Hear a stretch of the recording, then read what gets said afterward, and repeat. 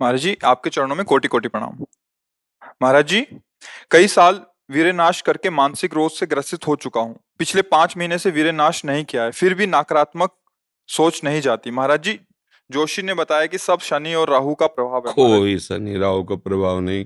करो दुष्प्रवृत्तियां और शनि राहु को दोष दो, बेकार की बातें हैं। कोई किसी को सुख दुख नहीं देता, हमारे आचरण ही हमारे को दुख देते हैं। पक्की बात समझ लो। बोले वो अमुक ने उसको पीटा, राज कर्मचारी आपकी सुरक्षा के लिए हैं, लेकिन जब आप असत आचरण करेंगे तो पीट के जेल में डाल देंगे। ये राज कर्मचारी हैं। शुक्र शनि राहु केत ये सब राज कर्मचारी हैं। असद आचरण वालों को जलाते हैं, दंड देते हैं। और सदाचरण वालों को, चाहे जिस नक्षत्र पे बैठे हो, चाहे ग्रह पर किसी भी बैठे हो, ये सदैव अनुकूल रहते हैं। ये भगवत पार्षद कोई ऐसे वैसे नहीं है। करो अस्त मैथुन और शनि साढ़े चढ़ा हुआ है, इसलिए ऐसा होता है। बेवकूफी वाली बातें बच्चा है। अभी अवस्था है तुम्हारी वीरपात करने की। गेहूं की फसल तैयार हो रही है, गलेत पे हो। गलेत माने होता है दाना अभी पड़ रहा है, और आप उसको काट लो तो ना भूसा होगा ना दाना होगा, व्यर्थ जीवन चला जाएगा। कम से कम 20-22 वर्ष तक ब्रह्मचर्य का पालन करो, फिर गृहस्थी में जाओ। संतान तेजस्वी होगी, देशभक्त होगी, माता पिता की भक्ति कर। ये क्या है? उद्दंडता बच्चा, ये कहीं भी सुख प्रदान करने वाली नहीं। ज्योतिषाचार्य, दुनिया के आचार्य सब उसी परम पिता परमात्मा के ज्ञान को ही बता रहे हैं। जो सही माने में ज्योतिषाचार्य हैं, वो सबसे बड़ी ज्योतिष ये है कि भाग्य विधाता हमारे कर्म हैं। अवश्य में भोक्तव्यम कृतम कर्म शुभाशुभम। ठीक अपने कर्म कर लो, कोई तुम्हें बिगाड़ दे तो मैं बताना। हमारे कर्म पूर्व के या वर्तमान के, वही हमारी दुर्गति करते, दूसरा कोई सृष्टि में नहीं। को न काहू के सुख को दुख कर दाता, निज कृत कर्म भोग सुन भ्राता। बिल्कुल सिद्धांत समझ। अभ्यास गलत किया है, कोई भी देवता तुम्हें नहीं बचा सकता। गलत अभ्यास किया है, अपना नाश स्वयं कर रहे हो, किसी देवता या किसी का दोष नहीं। काले कर्म ईश्वर ही मिथ्या दोष लगाए। ये आचरण गंदे बंद करो बच्चा। नाम जप करो, सात्विक आहार करो, आधा घंटा दंड बैठक मारो, व्यायाम करो, दौड़ो, अभी सब ठीक हो जाएगा। अरे पीछे गलती, यद्यपि ये गलती ऐसी पूरे जीवन भर भोगना पड़ता है, क्योंकि बाल्यावस्था का वीरपात बिल्कुल जीवन को नष्ट कर देता है। इसीलिए बालकों को गुरुकुल में रखा जाता था, चाहे वो राजकुमार हो चाहे किसी का बालक हो। वहां वो एक साधुता से जितेंद्रीय होकर के फिर गृहस्थ धर्म में जाता था। 10-20-50 वर्ष गृहस्थी में रहा, कुछ उसका बाल बाका नहीं हुआ। फिर वो विरक्त होकर के आंतरिक, फिर वो जितेंद्रीय होकर के परमात्मा को प्राप्त कर ले। आज हमारी बाल्यावस्था से मोबाइल का संग है, गंदे बच्चों का संग है। अब ये गंदी आदतें हो गई, सर्वनाश हो गया। अब सोचो, ये अवस्था तुम्हारी चिंता सुख से ग्रसित होने की है, आनंद में उमगने की है। अभी नौ किशोर अवस्था है, ये तो मस्ती वाली। क्योंकि मस्ती हटा दी, अब रह क्या गया जीवन में?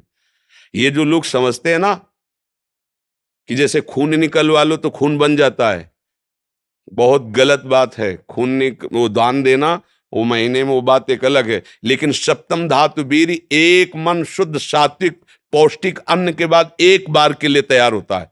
और यहां बच्चे खिलवाड़ में 2-2 3-3 बार रोज। अब क्या होगा? उनका हड्डियों तक की सामर्थ्य नष्ट हो जाएगी, कुछ दिनों बाद देखना बंद हो जाएगा, ऐसे चौंधियाने लगोगे, खड़े होने में चक्कर आएगा, कमर दर्द करेगा, पैरों में टूटन बनी रहेगी, दिमाग में टेंशन बनी रहेगी, पढ़ोगे तो कुछ याद नहीं रहेगा, स्मृति नष्ट होने लगेगी, एक नास्तिकता छा जाएगी। फिर ये जीवन भार लगेगा, फिर नशा में उतर जाओगे, फिर तो बस गए, फिर गए। तो अब कौन मानता है संत महात्माओं की बातों को? समझाते हैं तो साधु महात्मा है तो अब अलग बात करते हैं। नहीं, हर बहन भाई को 20 वर्ष तक नियम पूर्वक ब्रह्मचर्य रहना चाहिए। ये जो व्यवहार चला है, अब क्या है कि कुछ भी बोलो तो जबान पे लोग अंकुश की, वो तो ऐसा बोल रहे। ये जो मोबाइल की सुविधा और उसमें सब गंदी बातें देखना, अब आप पढ़े लिखे हो, सर्च करो, सब आ जाएगा। ये जीवन का नाश कर देने वाली बातें हैं बच्चों के। माता पिता को इन पे सावधान रह करके अंकुश करना चाहिए, क्योंकि वो इस समय उन्मत्त हैं बच्चे, उनको वास्तविक सत असत का ज्ञान नहीं है। तो वो अपना ही अहित करने के लिए अपना सुख समझते हैं, अपना अहित कर रहे हैं, अपना सुख समझ रहे हैं। ये तो कहो भगवान की आपके ऊपर कृपा है जो आप हिम्मत करके अपनी बात यहाँ कह रहे हो। पर फिर भी अबलो नशानी अबना नशे हो, सावधानी से चलो। पर हम जो कह रहे हो मानो। आधा घंटे व्यायाम निश्चित करो, सबको करना चाहिए, चाहे स्त्री शरीर हो चाहे पुरुष शरीर हो। एक बार शरीर को बहुत एक्टिव करना चाहिए। ये शरीर हम नहीं है। जैसे आप मोटरसाइकिल सुबह सुबह आप बैठो, तो पहले क्या करते हैं, हाई रेस में डाल करके उसको एकदम गर्म करते हैं ना, सब खुल जाए। अब चलो ऐसे हाई रेस में इसको लाओ, 10-15 मिनट दंड बैठक, व्यायाम, प्राणायाम, आसन आदि के, फिर अपनी दिनचर्या करते हो तो आप संयमी रहोगे, आपके प्राण पुष्ट रहेंगे, आपका अन्न पचेगा, कोई भी चोट आदि बहुत कम मात्रा में आपको कष्ट देगी, हर बीमारी से लड़ने के सामने। अब यहाँ सुबह 10 बजे तक सो रहे हैं, व्यायाम क्या करेंगे, प्राणायाम क्या करेंगे, आसन क्या करेंगे? सूर्य जिसके सोने पर उदय हो गया उसकी आयु, बुद्धि, स्त्री, कांति सब क्षीण हो जाती है। कौन मानता है? रात्रि के 2-2, 3-3 बजे तक जगना और सुबह 10-11 बजे तक सोना, ये दिनचर्या है। तो हमारी राय है सात्विक भोजन कीजिए और व्यायाम कीजिए। करते हो व्यायाम है? हाँ, कभी ये कोई ऐसा तो, और कभी कभी जो व्यायाम करते हो बीमारियों का निमंत्रण देते हैं। आज आप लगाओ 20 दंड और 50 बैठक और 5 दिन छोड़ दो, पूरा शरीर दर्द करेगा, फिर लगाओ फिर वह दर्द करेगा। रोज अगर नियमित करोगे तो वही पच करके आपके शरीर को पुष्ट करेगा। ये शरीर दुर्लभ बात है, दुर्लभो मानुषो देहो, लेकिन एक क्षण में नष्ट हो जाने वाला है। इसकी दुर्लभता है, संयम नियम से चलकर स्वरूप बोध कर लो या भगवत भजन करके भगवत प्राप्ति कर लो। अगर ये नहीं तो फिर क्लेश ही क्लेश, अशांति ही अशांति है। अभी सावधान हो जाओ। बिगड़ तो गया, अब ये नहीं कह सकते कि अभी कुछ नहीं बिगड़ा, बिगड़ गया। अगर कभी 25 वर्ष के बाद गलती हुई है तो हम उसे कह सकते हैं कुछ नहीं बिगड़ा, क्योंकि तुम्हारा पुष्ट है जीवन पूर्व से, अब आगे बढ़ो। लेकिन बच्चापन से ये जो रोग लग रहे, 13-14 वर्ष का बच्चा है और उसकी हालत ये है कि उसे वैद्य के द्वारा औषधियां दिला करके उसे ठीक करने की चेष्टा कर रहे हैं। क्या हुआ? ये 13-14 वर्ष की अवस्था, इसमें तो उधर वृत्ति ही नहीं जानी चाहिए, मस्ती होनी चाहिए, एक अलौकिक मस्ती। ये किशोर अवस्था है, पर आचरण और संग ऐसे हो गए कि अब कैसे कहें। सात्विक आहार करो, व्यायाम करो और थोड़ा भगवान नाम जप करो। माता पिता के चरण छूते हो? नहीं, माता पिता के चरण नहीं छूना, माता पिता की अवहेलना करना, कहां से बुद्धि आएगी? अपने बुजुर्गों को प्रणाम करना, संतों को प्रणाम करना, माता पिता, रोज बुद्धि शुद्ध होती है। प्रातः काल उठ के रघुनाथा, मात पिता गुरु नाम ही माथा, तो ये सब लिखी बातें रह गई। नए नए बच्चे हाय हेलो शुरू है, मिलेंगे तो क्या कहे, पहले कहते जयराम जी की, नहीं गांव में कहते थे राम राम भैया, राम राम कहते, अब क्या कहते, हाय तुम्हारा दुर्भाग्य हमारा दुर्भाग्य।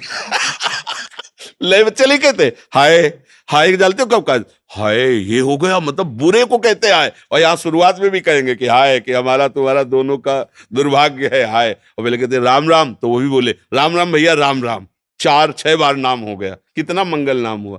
पहले नाम रखे जाते थे, राम कुमार, शिव कुमार, कृष्णदास, ऐसे। और अब क्या नाम, गप्पू लप्पू, जब तक क्या नाम, मतलब उनका कोई अर्थ नहीं, कोई महत्व नहीं। ये माया का खेल बड़ा विचित्र है, फंसाता चला जा रहा है ऐसी जगह जहां कहीं भी। अरे नारायण नाम पुत्र का रख दिया तो उसको भगवत प्राप्ति हो गई। अंतिम समय याद आ गया पुत्र की और बुलाया नारायण, तो भगवान के पार्षद आ गए, कथा है, बचा लिया। अगर हम परिवार में भगवान नाम रखें, थोड़ा नाम कीर्तन करें, भगवत चर्चा करें और बच्चों को बैठाल के संकोच न करें। माता पिता को चाहे, एक हम जानकारी के भक्त, वो अब संन्यास ले चुका है बच्चा, वो उसकी माँ ऐसे समझाती जैसे मित्र से कि देखो बेटा तुम जवान हो रहे हो, तुम्हारा मन ऐसे भोगों की तरफ जाएगा, ऐसी ऐसी क्रियाएं भोगों की होती हैं, क्या तुम शुरू कर दिए? तो उसका नहीं मम्मी। क्या क्या तुम्हारे मन में ऐसा आता है? आता तो है, बिना हमारे, हम तुम्हारे मित्र भी हैं, तुम्हारी माँ भी है, बिना हमारी अनुमति के तुम ऐसा मत। आज वही सन्यासी है, वो जब हमसे बात करे तो हमका प्रणाम है तुम्हारी माँ को, बोले मुझे अगर संभाला तो मेरी माँ ने संभाला। मतलब बचपन से बैठाल कर हमको सारी बातें बताती रही कि ऐसी ऐसी गलतियां होती, ऐसी ऐसी बात होती, तुम्हारे अंदर तो नहीं, तो हमका इच्छा है पर अभी नहीं है। आज उसने उसको सन्यासी बनाकर खड़ा कर दिया, भगवत मार्ग का पथिक बना दिया। मंदालसा ने अपने चारों पुत्रों को ब्रह्मबोध करा दिया। माता पिता का प्रथम रोल होता है। अब वो शर्म लिहाज इसमें क्या करना, बच्चा हमारा गड्ढे में गिरने जा रहा है, हम शर्म लिया, बैठा लो उसको पास में। देखो मोबाइल में गंदी चीजें तो नहीं देखते, गंदे बच्चों को संग तो नहीं करते, अगर आप ऐसा करते हैं तो नहीं करना चाहिए। उनका मैसेज देखें, उनका मोबाइल देखें, उनकी चेकिंग करें, उनकी मानसिकता को समझे। गलत हो गए हो तो उनको प्यार दुलार से, बड़ी कोई बात नहीं, गलती सबसे होती है, सुधार करो, मतलब उसको इतना पुष्ट करो कि वो बोझा ना लादने पावे और आगे निकल जाए। भाई इतनी फुर्सत का है माता पिता, वो अपने ही मनोरंजन से फुर्सत ले, वो अपने ही मन को संभालने में परेशान है। इसलिए अच्छा है बच्चा, सावधानी से चलो, अब कभी मत करना। क्योंकि इस क्रिया में क्या होता है कि नस नाड़ियां इतनी कमजोर हो जाती हैं कि फिर आगे चलकर आप करोगे भी नहीं, पर वो शक्तिपात हो जाएगा, मतलब नष्ट हो जाएगी वीर शक्ति। वो आपको ऐसा लगेगा कि हमने तो कुछ किया ही नहीं, और वो ऐसे हो जाएगा। मतलब नस नाड़ियां एक, ये हम अनुभव की बात कहते हैं जो हमसे मिले हैं साधक, कि स्नान कर रहे हैं, कोई हमारी क्रिया नहीं हुई, पर ऐसे हम सोने जा रहे हैं पर कुछ क्रिया नहीं है, ऐसे छू गया तो ऐसे बिल्कुल शक्तिहीन हो जाता है। तो ये अपना नाश करना है। कुछ दिनों बाद नींद आना बंद हो जाएगी, कुछ दिनों बाद दिमाग में निगेटिव केवल रह जाएगा, नकारात्मक सोच रह जाएगी। ये जो दुर्दशाएं हैं ना, तभी हम कहते हैं पहले तो हम देखते थे कि 10 20 50 लोग गांव में तो ऐसे होते थे लंगोट बंद लड़ने लायक, क्योंकि गाय भैंस का दूध पिया, दंड बैठक मारी, ये बातें, मोबाइल था ही नहीं। 30 35 वर्ष से मोबाइल चला होगा है, इससे पहले नहीं था। पहले वो ऑफिसरों के पास वो बड़ा बड़ा होता था, नहीं तो हमने ये मोबाइल नहीं देखा 30 35 वर्ष। तो वो ये सब था नहीं, गांव में कभी किसी एक के यहाँ टीवी हो तो हो, नहीं तो टीवी, बिजली ही नहीं थी तो टीवी है, वो बैटरी से भले वो रामचरित जो चला था ना, तब गांव में छोटी छोटी टीवी लाए। बड़ा शुद्ध जीवन। अब ये समझे में नहीं आता है कि जवान है कि बूढ़ा है। कपड़े जैसे बांस के डंडे पे कपड़े पहना के खेतों में नहीं खड़ा किया जाता, बिल्कुल ऐसी सीन है। गाल चिपके हुए हैं, जांघों में मांस नहीं है, छाती में मांस नहीं है, और अपने को मतलब विश्वात्मा स्वरूप समझ रहे हैं, अपने को अहंकार में बलवान समझ रहे हैं, विद्वान समझ रहे हैं, और अपना जीवन नष्ट कर रहे हैं। हमें लगता है शरीर समस्त सद्गतियों का हेतु बनता है। अगर शरीर स्वस्थ है, बुद्धि पवित्र है, तो हम यहाँ अच्छे विद्यार्थी बन सकते हैं, हम अच्छे पुत्र बन सकते हैं, हम अच्छे मित्र बन सकते हैं, हम अच्छे देशवासी बन सकते हैं, हम अच्छे भक्त बन सकते हैं। और जब शरीर ही स्वस्थ नहीं, मानसिकता स्वस्थ नहीं, तो कुछ नहीं, बस जीवन काट रहे हैं व्यर्थत्व में।